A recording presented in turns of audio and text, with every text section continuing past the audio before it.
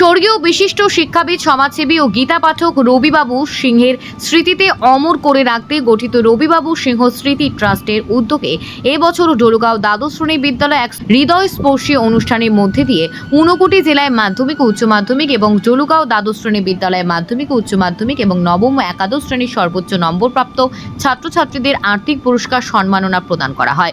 ডলুগাঁও দ্বাদশ শ্রেণী বিদ্যালয় কনফারেন্স হলে আয়োজিত আজকের এই অনুষ্ঠানে প্রধান অতিথি হিসেবে উপস্থিত ছিলেন বিলাসপুর গ্রাম পঞ্চায়েতের প্রধান সুরজিৎ দাস। সম্মানীয় অতিথি হিসেবে উপস্থিত ছিলেন ঊনকোটি জেলা শিক্ষা আধিকারিক প্রশান্ত কিলিকদার, কৈলাসহর লায়ন্স ক্লাবের সভাপতি শুক্লা বণিক সহ অন্যান্য বিশিষ্টজনেরা।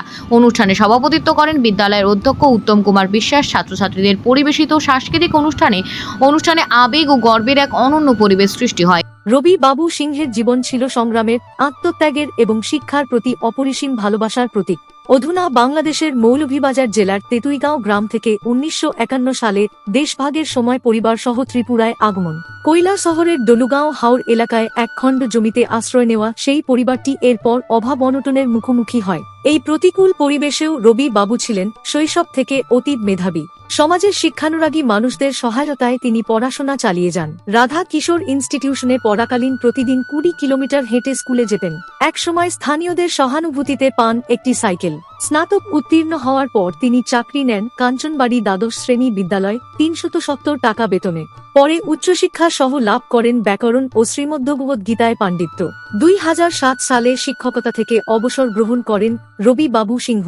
অবসরের পূর্ব পর্যন্ত শিক্ষকতা করেন ডলুগাঁও দ্বাদশ শ্রেণী বিদ্যালয়ে।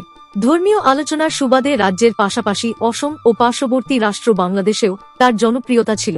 অবসর গ্রহণের পরও রবি বাবু সিংহ থেমে থাকেননি। মণিপুরী নৃত্য ও রবীন্দ্রনাথ শীর্ষক একটি গবেষণা গ্রন্থ রচনা করেন। শান্তিনিকেতন সহ বাংলাদেশের নানা রবীন্দ্রস্মৃতি জড়িত স্থান ঘুরে তিনি এই বইটির জন্য তথ্য সংগ্রহ করেন। এই গবেষণা গ্রন্থের জন্য 2018 সালে রাজ্যের মন্ত্রী শান্তনা চাকমার হাত থেকে তিনি বজশ্রেষ্ঠ সম্মান লাভ করেন। সেই বছরই 16 ডিসেম্বর তিনি প্রয়াত হন। 2020 সালে তার সহধর্মিণী পদ্মাবতী সিনহা ও সন্তানদের উদ্যোগে গঠিত হয় রবি বাবু সিংহ স্মৃতি ট্রাস্ট। পরিবার এই ট্রাস্টে প্রদান করে 6 লক্ষ টাকা। এই মূলধনের সুদ থেকেই প্রতি বছর ঊনকোটি জেলার মাধ্যমিক, উচ্চ মাধ্যমিক ও ডলুগাঁও বিদ্যালয়ের নবম ও একাদশ শ্রেণীর মেধাবী ছাত্রছাত্রীদের পুরস্কৃত করা হয়। শুধু তাই নয়, কৈলাসহরের ছনতৈলে লায়ন্স ক্লাব পার্কে তার নামে নির্মাণ করা হয়েছে 3 লক্ষ টাকা ব্যয়ে একটি বিশ্রামাগার। জেলায় উচ্চ মাধ্যমিক সর্বোচ্চ নম্বর প্রাপ্ত অনুভব দে, মাধ্যমিকের ময়ূখ শর্মা, ডলুগাঁও দ্বাদশ শ্রেণী বিদ্যালয়ে উচ্চ মাধ্যমিকের সর্বোচ্চ সৌভিক শেখর দেব, মাধ্যমিকে মিলি দে, নবম শ্রেণীতে মল্লিকা দেবনাথ এবং একাদশ শ্রেণীতে দেবশ্রী দাস এর সম্মাননা লাভ করেন। অনুষ্ঠানে আগত অতিথিবৃন্দ রবিবাবু সিংহের জীবন থেকে শিক্ষা নিয়ে আগামী প্রজন্মকে অনুপ্রাণিত হওয়ার আহ্বান জানান। উনি প্রকৃত পণ্ডিত ব্যক্তি ছিলেন। আমি 2000 সাল থেকে 2002 সালের শেষ দিক অবধি, অর্থাৎ নভেম্বর অবধি এই বিদ্যালয়ে ওনার সঙ্গে আমি চাকরি করেছি। 2.5 বছরের জন্য আমি বিদ্যালয়ে ছিলাম। ওনার সঙ্গে আমার একটি খুব ভালো সম্পর্ক ছিল। উনি আমাকে খুব ভালোবাসতেন, আমিও ওনাকে শ্রদ্ধা করতাম।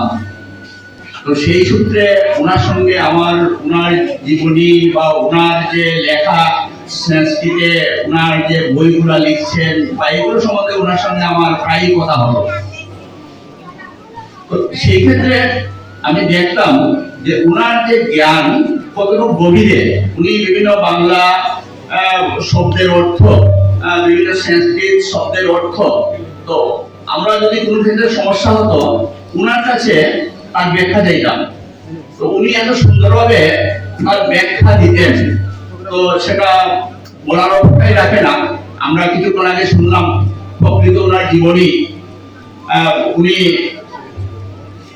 সত্যিকারের একজন পণ্ডিত ব্যক্তি ছিলেন এবং তার পাণ্ডিত্য যাতে সঠিকভাবে প্রকাশ পায় তার জন্য উনি বিদ্যালয়ে দীর্ঘদিন সাফল্যের সঙ্গে শিক্ষকতা করেছেন।